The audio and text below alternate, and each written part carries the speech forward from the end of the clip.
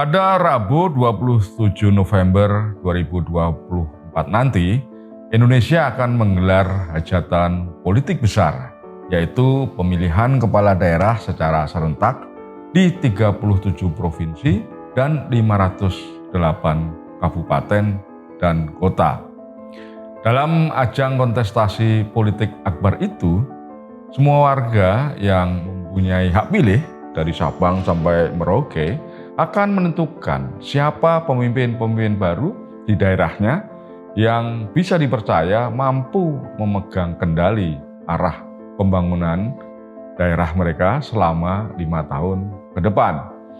Nah, seperti yang biasa terjadi dalam ajang pemilu atau pilkada sebelumnya, ada satu hal yang menarik untuk dicermati. Apa itu? Yaitu cara media meliput proses politik akbar tersebut. Alih-alih menawarkan analisis mendalam atau membahas visi serta program kerja para kandidat, saya melihat ada banyak media yang justru terjebak dalam fenomena yang disebut horse race journalism, yang lebih menonjolkan persaingan popularitas ketimbang substansi kebijakan. Nah, apa itu horse race journalism? Kita bahas setelah ini. Horse race journalism adalah istilah yang sebetulnya sudah lama dikenal dalam dunia jurnalistik, khususnya di Amerika Serikat. Model peliputan ini berfokus pada persaingan kandidat seperti layaknya sebuah pacuan kuda. Jadi media memberitakan siapa yang sedang unggul atau memimpin, siapa yang tertinggal di belakang, dan siapa yang berpotensi mengejar di depan.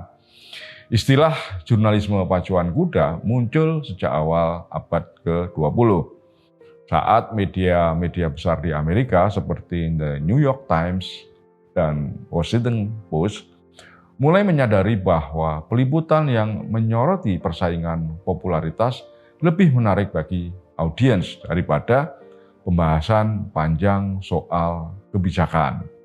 Jadi, jurnalisme pacuan kuda ini tidak lepas dari selera masyarakat. Nah, dengan menampilkan angka survei dan analisis popularitas, media di Amerika waktu itu mampu menciptakan ketegangan seperti pertandingan olahraga yang lebih mudah diikuti dan lebih atraktif bagi pembaca. Jadi meningkatkan intensi ya, dan emosi begitu. Nah, di Indonesia pendekatan ini juga mulai lazim dalam liputan pemilu maupun pilkada. Berita yang menyoroti angka popularitas, elektabilitas, dukungan tokoh politik, konflik di lapangan, atau strategi kampanye kandidat lebih sering memenuhi halaman utama media. Publik pun disuguhi drama persaingan antar kandidat. Sementara substansi program yang diusung para kandidat justru tenggelam di antara lautan informasi yang kurang bermakna. Alih-alih mengedepankan siapa yang punya kebijakan yang mampu menjawab kebutuhan masyarakat, publik justru lebih sering dijejali pertanyaan tentang siapa yang lebih populer, siapa yang menurut jajak pendapat lebih unggul dibanding kandidat yang lain. Nah, drama di media dihiasi dengan banyak cerita, misalnya gesekan di lapangan. Seperti yang terjadi di sebuah kabupaten, ada kandidat yang memarahi warganya, ditunjuk-tunjuk ya, karena dianggap mengadang konvoi kendaraan sang kandidat. Ada juga kasus pollster atau lembaga yang melakukan jajak pendapat yang kena kartu kuning dari asosiasinya karena dianggap melakukan praktik tidak etis dengan menampilkan hasil polling yang bertolak belakang atau berbeda dari hasil pollster lain. Nah, tentu saja media boleh dan sah menerbitkan liputan seperti itu. Namun tentu saja semua harus dilandasi sikap berhati-hati. Ada beberapa masalah yang mungkin timbul ketika media terlalu fokus pada pendekatan jurnalisme pacuan kuda ini. Bagi pemilih misalnya, pemberitaan yang syarat dengan angka dan tren berpotensi menciptakan bias kognitif. Pemilih bisa terjebak dalam perspektif bahwa pilkada itu ternyata sekedar kontes popularitas, di mana kandidat yang memimpin survei atau mendapatkan dukungan dari figur atau misalnya mantan presiden begitu ya, berpengaruh dan dianggap sebagai pilihan terbaik. Padahal substansi programnya mungkin belum diketahui atau malah ngawang-awang dan tidak relevan dengan kondisi di mana dia bertarung untuk memperebutkan suara konstituen.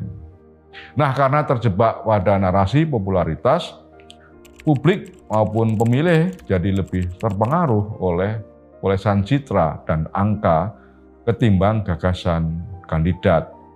Program yang relevan dengan kebutuhan masyarakat lokal atau solusi kandidat untuk memperbaiki kondisi di daerahnya mungkin malah tidak diketahui oleh konstituen.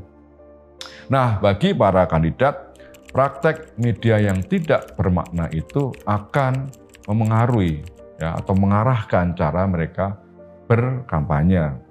Karena media lebih tertarik pada popularitas dibanding substansi, maka kandidat pun lebih terdorong untuk memoles citranya, dijaga supaya tetap populer daripada menawarkan program yang lebih komprehensif dan realistis.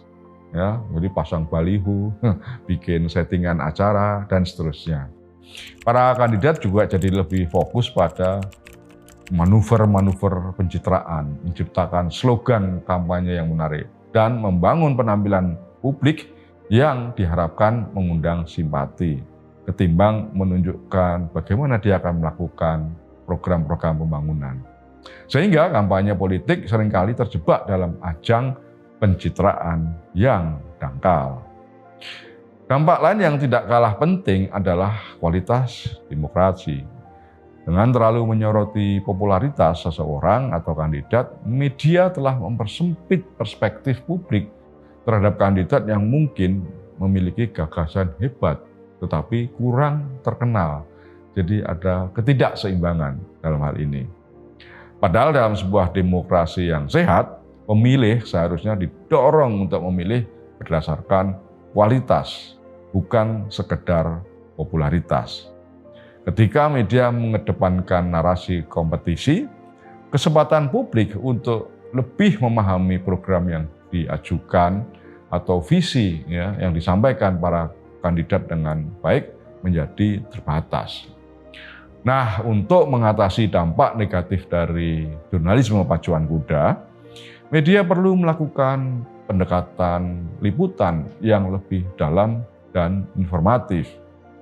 Liputan pilkada misalnya bisa lebih fokus pada program dan kebijakan yang ditawarkan oleh para kandidat. Dikulitilah satu-satu apakah program itu masuk akal atau tidak. Jadi alih-alih sekedar menyoroti siapa yang unggul dalam survei, media dapat membahas rencana kandidat dalam menangani isu-isu utama yang lebih relevan dengan masyarakat. Misalnya pendidikan, kesehatan, kemiskinan, transportasi publik, infrastruktur di daerah, dan persoalan-persoalan ekonomi. Artikel-artikel yang mendalami solusi yang diusulkan setiap kandidat bisa menjadi bahan pertimbangan yang lebih relevan dan dibutuhkan bagi para calon pemilih. Profil mendalam mengenai latar belakang, nilai-nilai, dan pengalaman kandidat juga dapat memberikan perspektif yang lebih personal dan membantu pemilih memahami apa yang memotivasi seorang kandidat untuk maju dalam pilkada. Selain itu, media juga perlu menyoroti acara debat tematik para kandidat yang fokus pada isu tertentu. Dengan fokus mengulas tantangan lokal misalnya, ya seperti transportasi, kemudian pemerintahan berbasis digital, mitigasi bencana untuk daerah pesisir, atau pengembangan ekonomi di daerah terpencil, maka media akan membantu publik menilai perbedaan visi kandidat. Peliputan yang lebih dalam juga dapat menekankan pada fakta dan data dalam mengulas program para kandidat. Media misalnya dapat memverifikasi klaim dan membandingkan janji kampanye kandidat dengan meliput cek fakta untuk membantu pemilih menilai apakah program tersebut realistis. Jika seorang kandidat misalnya menjanjikan peningkatan anggaran untuk pendidikan, maka media bisa meneliti data anggaran daerah tersebut dan melakukan verifikasi apakah janji tersebut benar-benar memungkinkan untuk dilakukan, atau jangan-jangan kandidatnya halu saja, ya gitu. Nah, selain itu penting bagi media untuk memahami isu-isu prioritas yang relevan bagi pemilih. Melakukan survei kecil-kecilan atau menggelar diskusi publik bisa menjadi cara yang efektif bagi media untuk menemukan kebutuhan dan kekhawatiran utama masyarakat. Dengan demikian, liputan media lebih responsif terhadap suara rakyat dan memastikan bahwa kebutuhan masyarakat menjadi perhatian utama dalam pemilihan. Liputan pilkada juga perlu diimbangi dengan evaluasi yang objektif terhadap kandidat petahana. Karena dengan membuat laporan khusus mengenai kinerja mereka, baik keberhasilan maupun kekurangannya, pemilih bisa melihat sejauh mana janji-janji yang pernah dibuat kandidat petahana yang sudah maupun yang belum terrealisasi. Nah, jika media tetap ingin menyajikan survei elektabilitas, maka sebaiknya hasil tersebut disertai konteks yang tetap. Misalnya penjelasan mengenai margin of error, metode survei, dan jumlah responden, sehingga membantu publik memahami bahwa hasil survei bukanlah prediksi pasti, melainkan hanya gambaran sementara. Dengan demikian, media dapat mendorong masyarakat untuk tidak terpaku pada angka survei dan tetap kritis dalam menilai kandidat. Dengan liputan yang lebih mendalam dan bermakna, media akan kembali ke hitohnya, yaitu memainkan peran penting dalam mendorong terciptanya demokrasi yang lebih sehat di Indonesia. Media yang menghindari gaya jurnalisme pacuan kuda dan beralih ke pendekatan yang lebih substantif bisa membantu masyarakat untuk lebih mengenal kandidat berdasarkan kualitas, visi, dan program mereka. Pemilih yang terinformasi dengan baik akan mampu membuat keputusan yang bijak dan menciptakan pemimpin-pemimpin yang lebih kompeten, berkualitas, dan berintegritas. Ringkasnya, pilkada bukanlah ajang kontes popularitas. Pilkada adalah kesempatan untuk memilih pemimpin yang mampu membawa kemajuan bagi masyarakat dan daerah. Sudah saatnya media tidak sekedar mempraktikkan jurnalisme pacuan kuda dan membangun liputan pilkada yang lebih berorientasi pada substansi. Dengan demikian, teman-teman, pemilu daerah serentak pada 27 November nanti bisa menjadi titik balik bagi kita semua untuk membangun masa depan demokrasi Indonesia yang lebih cerah dan bermakna. Taufik.